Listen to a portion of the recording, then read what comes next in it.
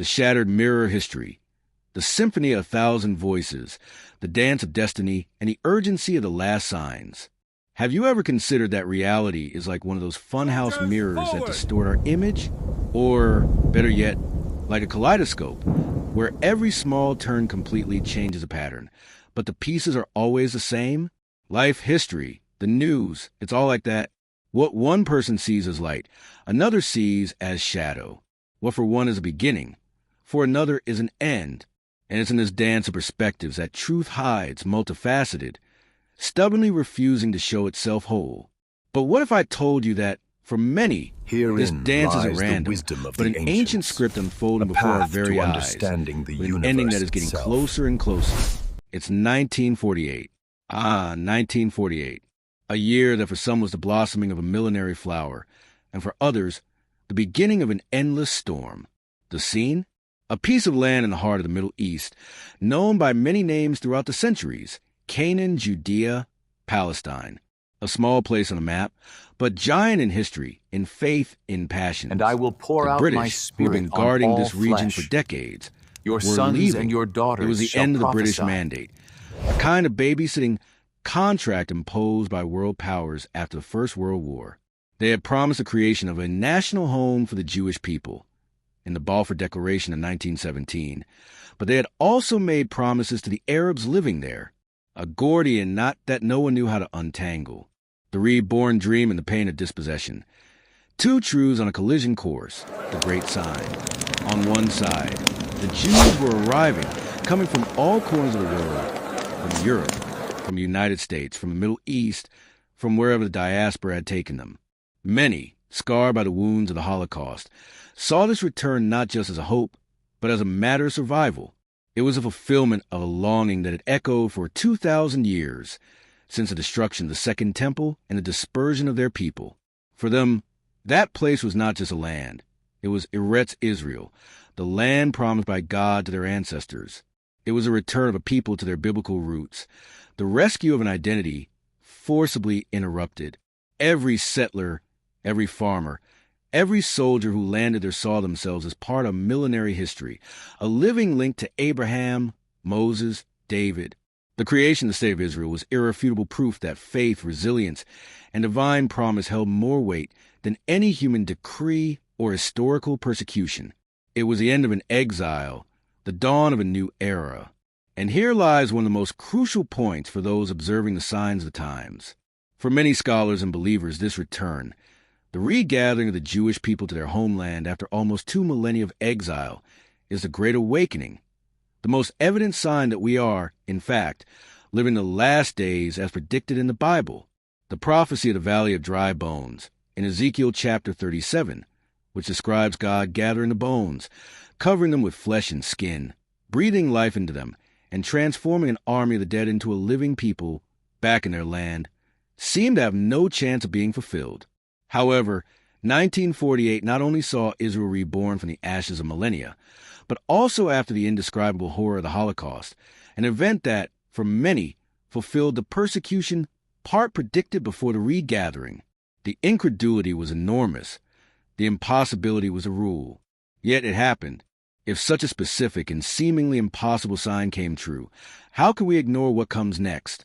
It is the central piece that triggers everything else, a prophetic clock that began ticking at high speed. But, and this is the crucial point, this new era was not born into a vacuum. The land already had its inhabitants. For the Arabs who had lived there for centuries, this same piece of land was Palestine. Their families had their olive trees, their homes, their villages there. They had their own histories, their own inheritances, their own identities linked to that land.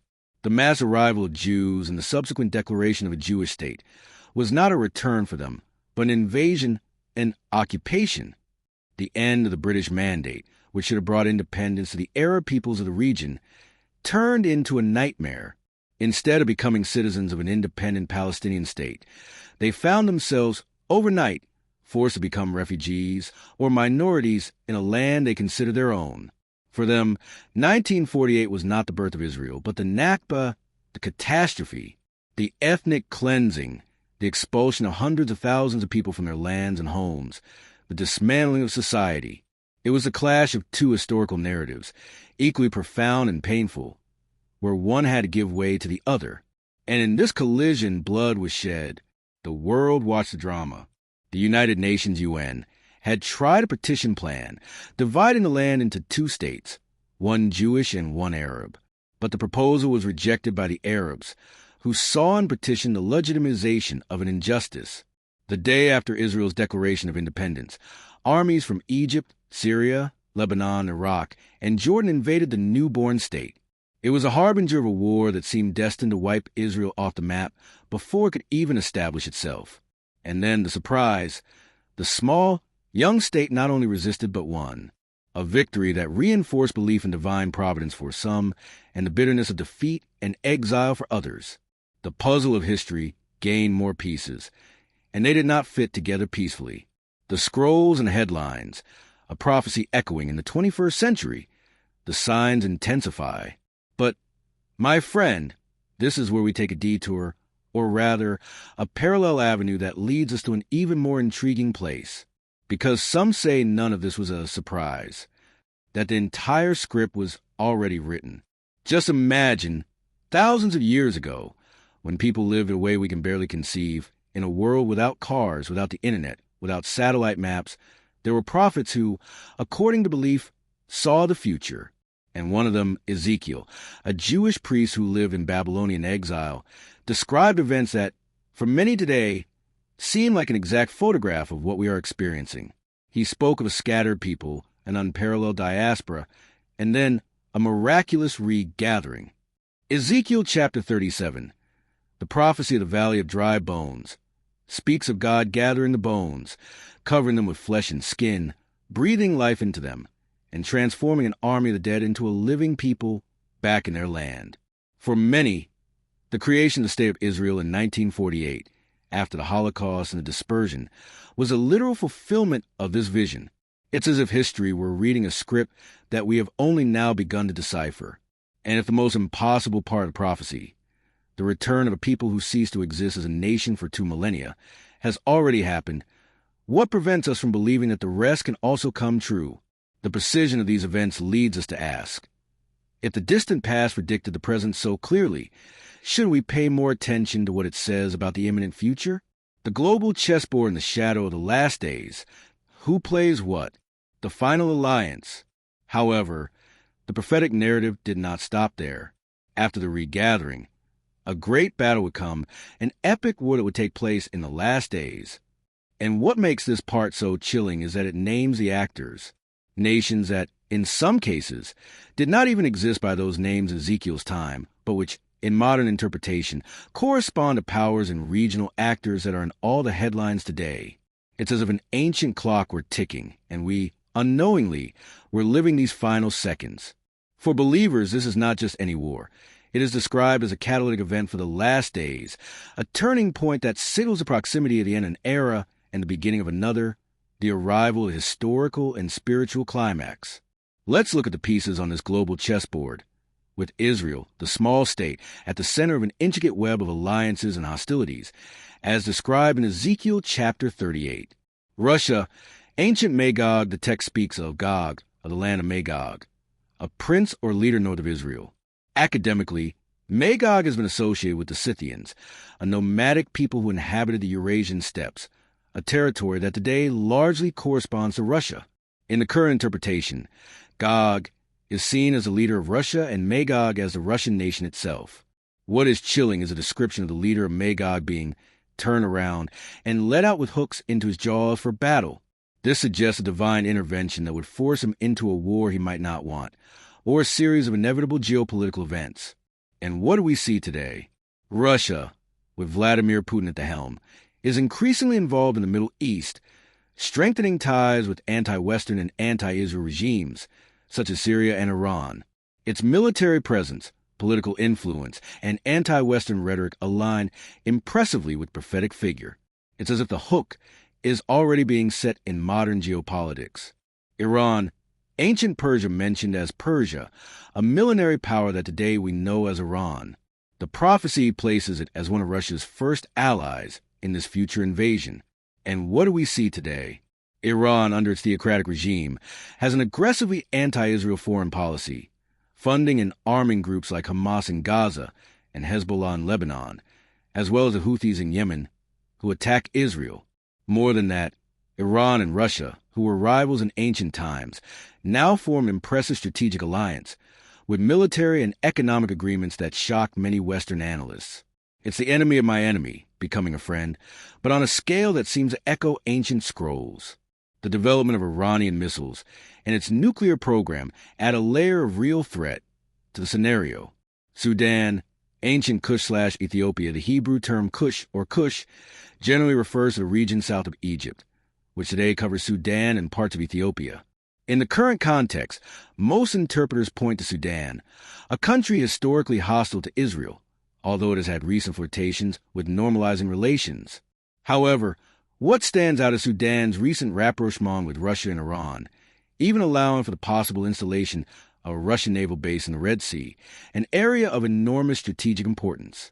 These movements, however subtle they may seem to the general public, are read by many as another fit in prophetic puzzle. Libya, ancient put mentioned as put, a reference to a nation west of Egypt, identified as modern-day Libya. Libya, a country embroiled in internal conflicts and political instability, has become fertile ground for external influence. The Russian military presence and the movement of air defense systems into this country towards the Mediterranean, coupled with its ties to Iran, draw an unsettling parallel with the prophetic description of a nation joining the coalition. Turkey, ancient Gomer and Beth Togarmah, these are references to peoples of Anatolia, modern Turkey. And Turkey, under President Erdogan's leadership, has positioned itself as an increasingly assertive regional power, with strong anti-Israel rhetoric and a leaning towards a neo-Ottoman foreign policy. Despite being a NATO member, Turkey has increasingly aligned itself with Russia and Iran on various issues, such as the war in Syria. They have worked together to influence Syria's fate, a nation bordering Israel. Erdogan's scathing criticisms of Israel, labeling it an occupier and a gang, resonate with the vision of a fervently anti-Israel nation. The fact that these three powers, Russia, Iran, Turkey, are already working together on complex military and political issues, such as Syria, makes the possibility of a future military alliance against Israel not just a biblical theory, but a palpable geopolitical concern. The precision with which these ancient texts seem to mirror today's news, geopolitical alliances, and tensions is what makes many exclaim, "We are in the end times." It is no coincidence that these signs, which once seemed like distant allegories, now manifest with disturbing clarity on the world stage. It's as if history suddenly accelerated, with events aligning at an impressive speed, difficult to ignore. The stage is set Syria and the Golan Heights, the front line, and that's not all. The prophecy describes the attack taking place in the mountains of Israel. For those who follow the news, this reference immediately stands out. The Golan Heights. This mountainous, strategically vital region was conquered by Israel from Syria in the 1967 war and annexed in 1981. It directly borders Syria. Think about it. The nations mentioned, Russia, Iran, Turkey, are all deeply involved in the Syrian conflict, seeking to exert influence or control over the regime. Their armies or proxies are already stationed or operating very close to the border with Israel. It's as if the map of the Middle East, current alliances, and military maneuvers are drawing the exact battle scenario described millennia ago. The physical proximity and convergence of interests of these nations in Syria are elements that make this prophecy seem to be unfolding in real time. The stage is set, and the battlefield is Israel's own border, a region of intense dispute and undeniable strategic value, just as described by the prophets. The divine earthquake and the rain of fire. What comes next? The global urgency. But the most chilling part, and one that makes us think about the implications for each of us, is the description of the battle itself and, especially, what happens afterward. Ezekiel chapter 38 and chapter 39 not only predict the invasion, but also its outcome. The invading armies, numerous as a cloud, will enter the Golan Heights. But before they can cause significant damage to Israel, divine intervention is described in a spectacular way. First, an earthquake. In that day in the land of Israel, there shall be a great earthquake, says the prophecy, An earthquake so colossal that it will cause mountains to collapse and will make all men who are on the face of the earth tremble at my presence. And I will pour out my spirit It will be on the all largest flesh. earthquake in Israel's history. Your sons and your so daughters devastating shall that it would prophesy. eclipse any seismic event ever recorded.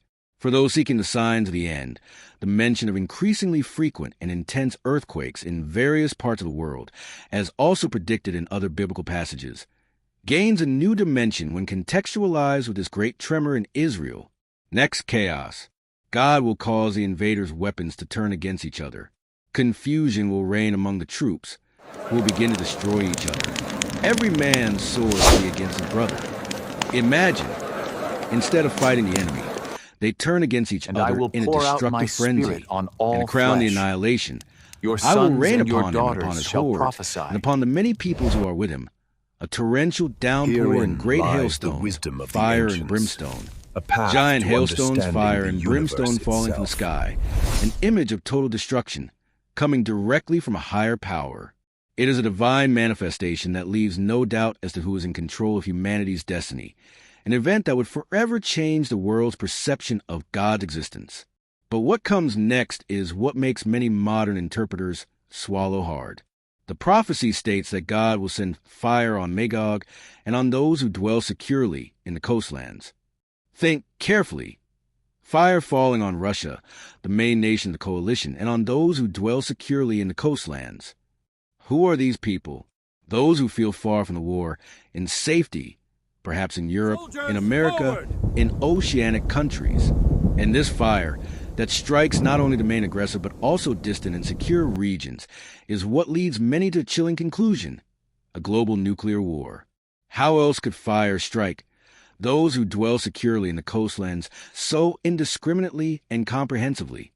The escalation of global tensions, the development and proliferation of weapons of mass destruction, the fragility of world peace, all this aligns disturbingly with the vision of fire that strikes indiscriminately, and in the security of those who thought themselves untouchable.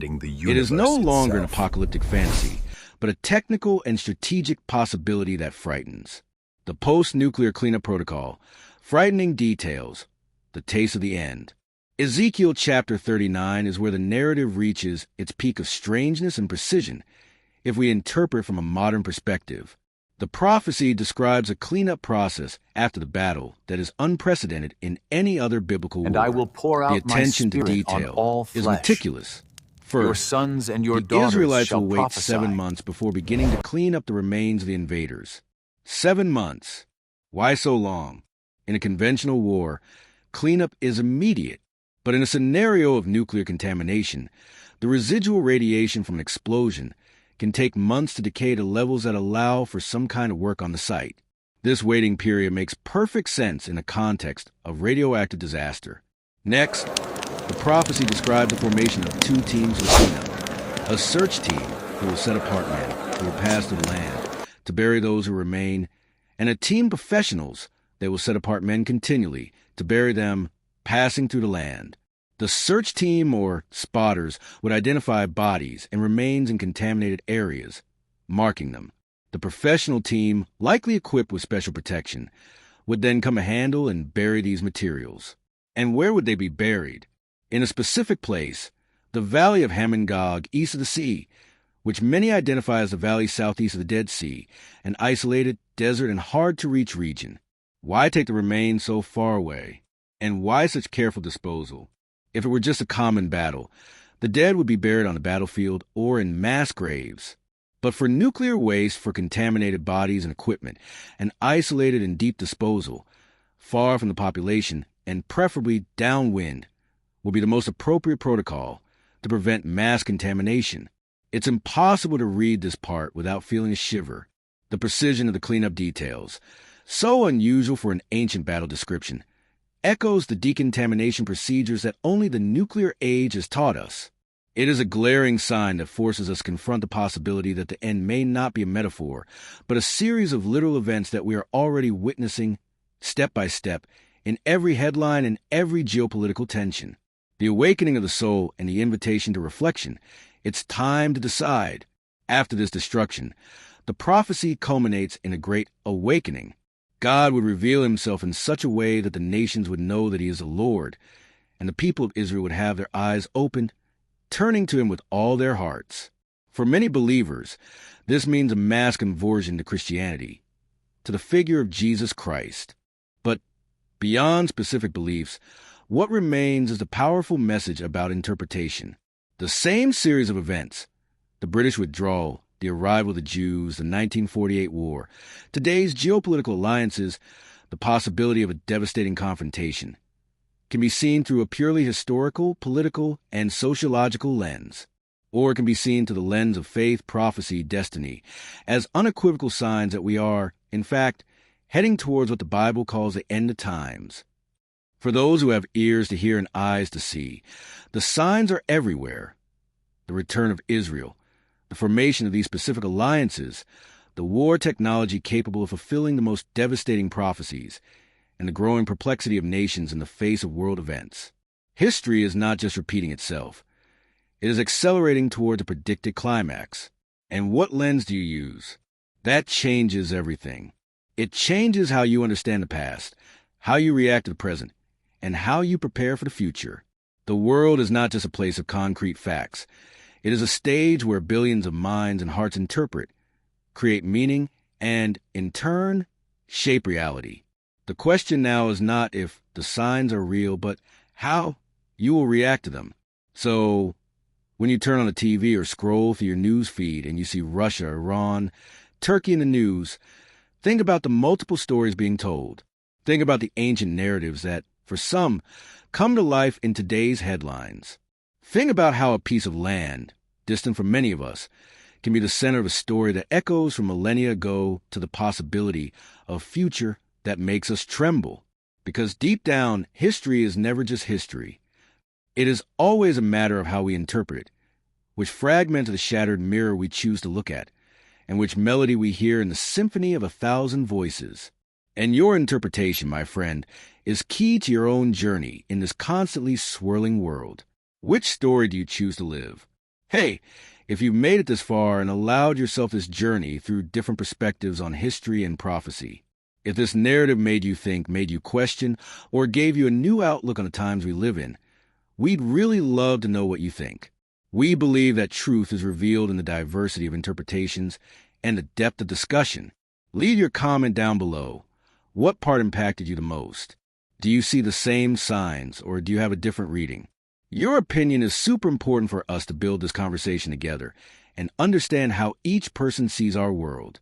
Give this video a thumbs up if you like this approach and the way we've uncovered these layers of meaning. Your like helps our content reach more people. Subscribe to the channel so you don't miss the next deep analyses, new perspectives, and thought-provoking content we'll bring you. Hit the bell icon to be notified whenever we have a new video. Share this with your friends, your family, with anyone you think needs to hear this different perspective.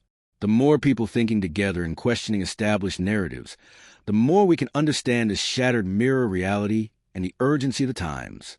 Your voice is fundamental in this conversation about the present, the past, and the future that is approaching. Join us